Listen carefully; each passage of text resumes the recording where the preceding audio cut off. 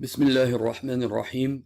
I have two things to say. Number one, sometimes when we study the Sunnahs of the Prophet ﷺ, we study them in a way that they're disconnected from one another. So today I want to bring one aspect of it a little bit together so that in 4 easy steps you're actually able to stop Shaytan from affecting your life as much as it may be. Now, there's a lot of people, a lot of people who come to us, and when we talk to them, we find out that, when they're out and about in the world, like when they're outside, they're happy, right? And when they're outside, it's even easier for them to do ibadah. It's even easier for them to be nice to their wives and to be nice to their kids and to be jolly and so on and so forth. And when they come inside the house, the environment becomes such that their personality changes when they come inside the house. Maybe, you yourself go through this, or somebody who goes through this. So either if you do or don't, this will be very, very beneficial for you at many different levels. Number one, protecting yourself from Shaytan. Number two is seeing how Islam interconnects everything into one organic whole. So talking about how to protect yourself from and to trap Shaytan. Number one, we say everyone knows this part, which is to say Bismillah before you eat. Okay, so why does Shaytan have to go into your stomach to eat? Why can't he eat the food in your fridge? I mean, why does he have to wait till you start eating? He can eat the food in your fridge, right? So how does it make sense that you have to say Bismillah before you're going to eat, and yet you don't have to say Bismillah for the food that's in the fridge? Because Shaytan can because it's a being, right? So doesn't it make sense that it can just go to the fridge and eat the food that's there? Well, obviously that's true. And this is why I say we look at sometimes the Sunnahs of the Prophet in a dissected way, in a differentiated way, rather than as an organic whole, how they affect one another. Now, before I continue, why is it so important to say Bismillah and to trap Shaytan by doing this? I'm going to give you the example from eating, but then we're going to apply it to the other levels, as you'll see. You see, when you are eating and you say Bismillah, and Shaytan can't have that food, even though he can have the food in the fridge, because you haven't done anything there yet. But when you eat and you say Bismillah, he can't have that food. So what happens? Shaytan becomes weaker because he begins to starve. When he becomes weaker, his attack on you becomes weak. And Shayateen find it very hard to be in the environment that you're in, and their impact upon you. So when you come inside the house, your personality isn't changing. You're not going from a jolly human being to a grumpy human being inside the house, right? A lot of times people are so friendly with the world outside, and inside the house they have a totally different personality. A lot of times this is because of the effect of the effect of the shayateen. So this is very, very important to practice, especially in this time as we are breaking apart at the political, economic level. We're beginning to now break apart at the level that we had a stronghold on, and that was at our family level. So I want to share with you something, and I want you to give me your feedback. Try this for 3-4 days and tell me in your comments with me that, what do you tried this exercise, you did this exercise, you did this for 3-4 days, and you make this part of your life, inshallah ta'ala, because you'll inshallah see the benefits of that. So without any delay, because I want this video to go fast, I want to start with and I'll just read English because I want this to be quick. When a person enters the house, he mentions the name of Allah.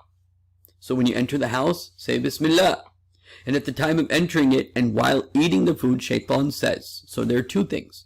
You, number one, put one barrier for Shaytan as soon as you enter the house. Another barrier of the house is when you start eating. Okay? Then keep listening. Shaytan addresses himself. We have no place to spend the night. No evening meal. But you still have the food in the fridge. So we're going to come to that. But when he enters, meaning the person enters without mentioning the name of Allah, Shaytan says, you have found a place to spend the night, to become strong, to launch more attacks. And when he does not mention the name of Allah while eating food, then Shaytan says, you have found a place. When he does not mention the name of Allah while eating, then Shaytan says you have found a place to spend the night and an evening meal. One of the best protections you can have against Shaytan is to make sure you put these barriers before him and you starve him. Okay, now let's look at the second hadith, which will answer the question of, not this one, but the next hadith will answer the question of the fridge. Jabir radiallahu anhu reported that the Prophet sallallahu alaihi wasallam, he said, when a man enters his house, he should say the name of Allah. When he enters and he eats, if he does so, Shaytan says you have no place to spend the night. You cannot spend the night or eat.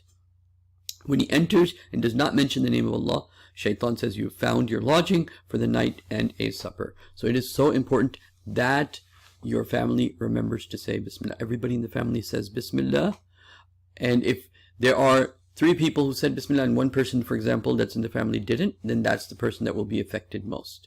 And there are other hadiths which I won't go into, but look at this hadith. The Prophet said, sallallahu alaihi wasallam, when the night falls or when it is close to evening, stop your children from going out, for the devil spread out at that time. But when an hour of night has passed, release them and close the doors and mention the name of Allah. If you close the doors, Shaytan can't pass that door. So you close your main door, you put the locks and everything and the security code and everything, but also mention the name of Allah, because that will be the spiritual protection. Okay? And for Shaytan does not open a closed door. Tie the mouth of your water skin and mention Allah's name. Cover your containers and utensils and mention Allah's name. It's not just the food that you're eating before you have to say Bismillah over all of the utensils that contain food. So when you close the door of the fridge, say Bismillah. And where does Shaytan live? In the bathroom. And make sure the door of the door of Shaytan, basically of your house, the door of the bathroom is closed at all times, because the opening it has an impact on the you say A'udhu Billah and close it. Okay, or you can read the dua of the bathroom and close it. Tie the mat, because these bathrooms didn't exist at the time of the Prophet. The bathrooms would be always outside the house. So that would be the place of Shaytan. What we've done is we brought the place of Shaytan into our houses now. Okay? Tie the mouth of your water skin and mention Allah's name. Cover your containers and utensils and mention Allah's name. Cover them by placing them in something across it. What the Prophet meant is, even if you have nothing to cover it, put something across it, even like a stick, according to one hadith. Put even a small stick just to make that barrier. Right? The intention of that barrier, that nothing should go into it. It's a good hygienic rule anyway, because you should put food in containers, because bacteria can be, because to protect it against bacteria and so on and so forth. Close the door of the fridge. Say Bismillah when you close the door of the fridge. So that will, say Bismillah when you close the containers. Say the Bismillah when you close the door of the fridge. Say Bismillah when you close the door of the house. Say Bismillah when you enter the house. Say Bismillah when you are eating the food. This is some of the Bismillahs. There's also Bismillah before going to sleep. There's also Bismillah before doing wudu. There's also Bismillah after leaving the house. There's also Bismillah for being in the car, when you get in the car. So anyway, the point is that, and these are all sunnahs from the Prophet. We know the famous one, Subhanalladhi sakhara lana hadha, right? But there is also the sunnah of saying Bismillah in addition to this dua that Subhanalladhi sakhara lana hadha wa ma kunna lahu mukrinin wa inna ila rabbina lamunqalibun. Okay? So now also over here, whenever the Prophet ﷺ intended to go to bed, he would say Bismillah. So this is some of the examples of the other Bismillahs. But now let's just talk about Shaytan and how to trap him. Very, very important. Try this for 3-4 days and see if it makes a difference in your mood, in your anxiety, in your depression, in your grumpiness. Just try this, because this will try to help you at the spiritual level, and see if it's easier for you to pray when you do this.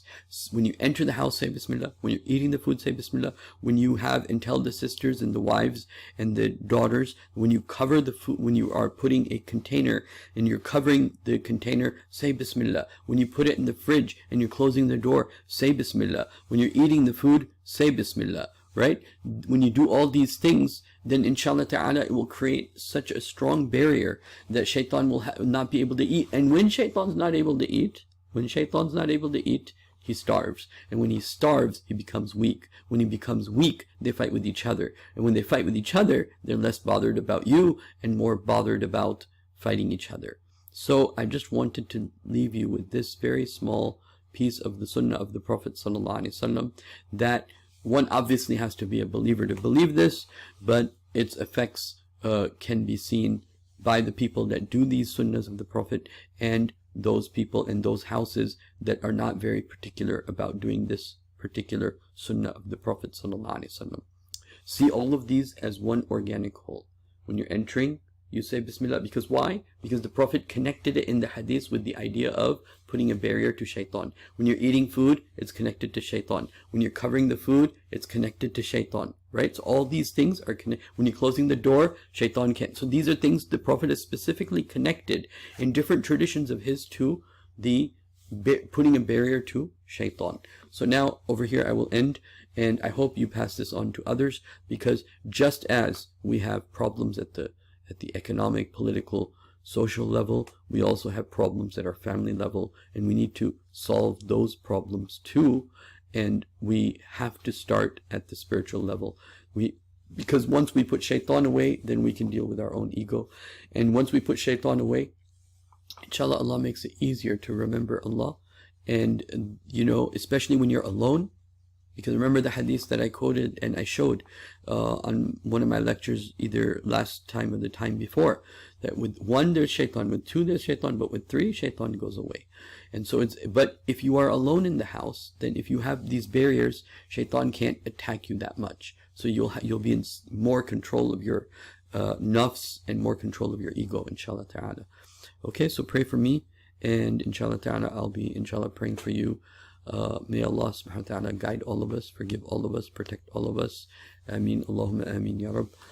Assalamu alaikum wa rahmatullahi wa barakatuh. Make sure to subscribe today, and make sure you like, and make sure you leave your comments and ideas. Jazakumullah khairan. Assalamu alaikum wa rahmatullah.